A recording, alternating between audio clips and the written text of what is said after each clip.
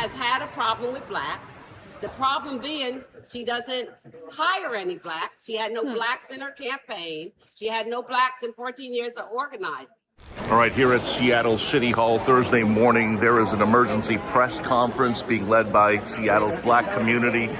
They are calling out Mayor Katie Wilson, saying that Chief Shon Barnes is essentially the fall guy for her incompetence. He's done a great job in a short amount of time.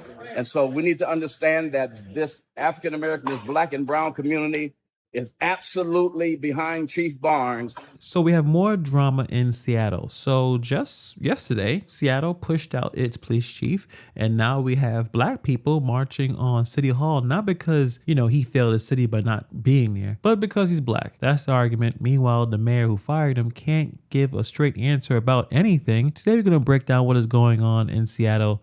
Let's get into it. So here's what happened yesterday morning. A coalition of black community leaders marched into City Hall, clergy, the NAACP, 9 organizations, Urban League. There's a lot of them, and they had one message: keep Chief Barnes. And listen to how they framed it.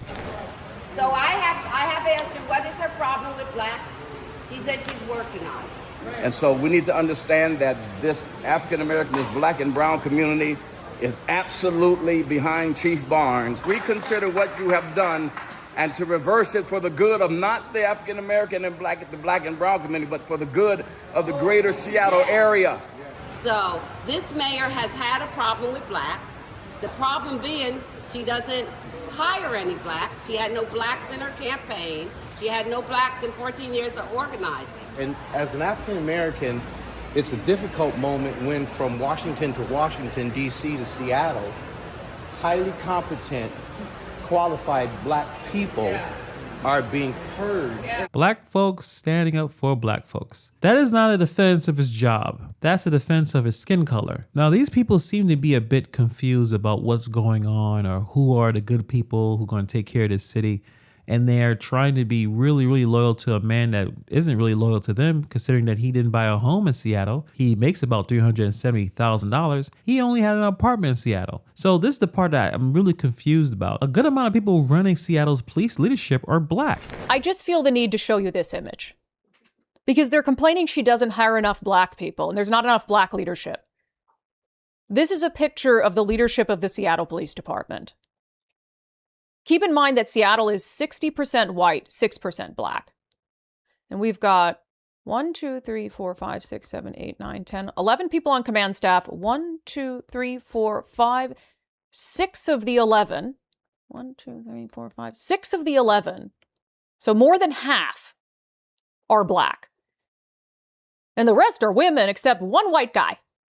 One lonely white man. So this isn't a city purging black officers. This is a very progressive mayor.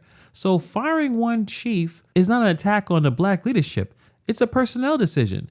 And personnel decisions should be about the work. This is not a good decision at this time. Please rethink it. We all make mistakes, but fix it by bringing him back. And you acknowledge that the chief made some mistakes. Do you believe he should at least be reprimanded maybe or suspended? No, because y'all never tell you. Y'all come out and you're in everyone's face. Come on, if you want us to toughen up on this side, you toughen up on that side. Yeah, so he got in your face. You got in his face. So What would you like to tell the mayor? The first, when you get in front of her, what would you like to tell her? What's your message for her? That we in the African American community want to be her ally. We want to help her to look good and to succeed. This is our community.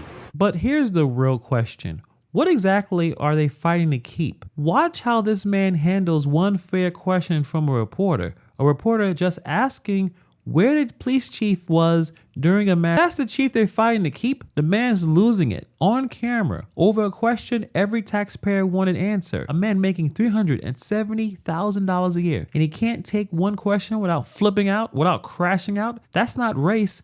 This is a man that's in over his head. Now let's talk about the mayor. She dropped this video just last night because this is where things get really good. So remember that Thursday morning, those black leaders met with her. They probably had a face-to-face. They said it was a productive meeting and they told her, they begged her to keep Barnes. And hours later, she still fired him anyway. So I'll give her this. She didn't care. She doubled down. She was going to move this man out and she did so. But watch how she did it.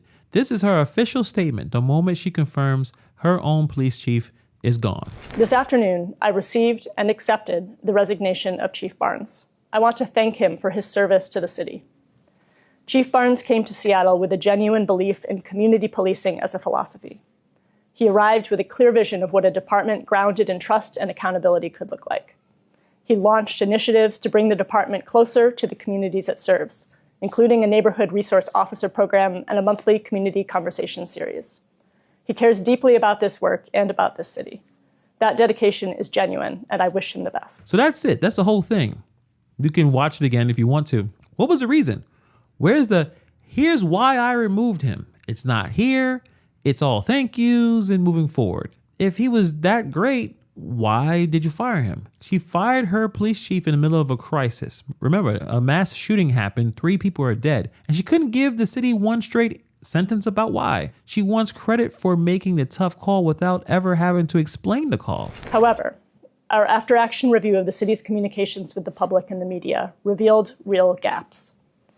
Information could and should have gone out much faster through social media, the emergency alert system, the SPD blotter, and/or an off-site press conference. The public should have heard sooner about outstanding suspects and the status of the Seattle Center campus. We will be working with SPD to ensure that communications go out much sooner in the future, should anything like this happen again. I want to clarify a few things. Earlier this week, I should not have defended the fact that the city did not use Alert Seattle. Through our review, I have learned that there was a miscommunication between departments that resulted in no alert going out when it would have been a good tool to use. I also want to name that there was miscommunication between SPD and my office about the timing of a press conference late in the evening between 9:45 and 10:45 p.m. What I did not fully understand in that moment was how little information had reached the public or the press since the incident began at 6 p.m. Had I known that, I would have pushed for an immediate briefing rather than waiting for a press conference to be organized. The frustration that was directed at elected officials arriving that evening was understandable, and it was frustration that had been building for hours. We are now putting in place processes and protocols to ensure that this does not happen again.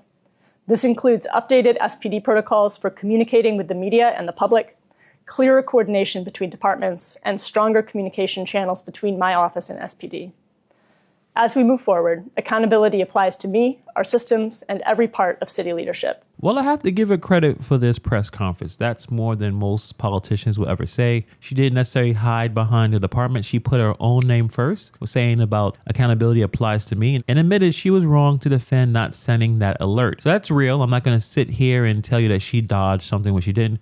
Credit where it's due. But there is a little bit of a tell. Watch the word that she leans on in this conference. She says it twice. Miscommunication. A miscommunication between departments, a miscommunication between SPD and my office. And this is where the accountability quietly leaks back out because, quote unquote, I should have not defended it owns the defense. But miscommunication owns nothing about the decision. No one made a tragic mistake. The departments just didn't line up. If you see that move, she gives you the accountability word up front and hands the actual failure to the system breakdown. She takes the blame for her tone, but not the call. But honestly, she went further than I expected. I think she had to clean up this massive public crisis. Obviously, it's a public safety crisis. It's a crisis in her office, and she had to clean it up. And also watch her on the camera while she does it. I'm just saying, she looks extremely uncomfortable, really stiff, like she's a hostage and she's reading notes from a teleprompter. This does not look like someone who has a handle on the job. She looks frail, she looks exhausted.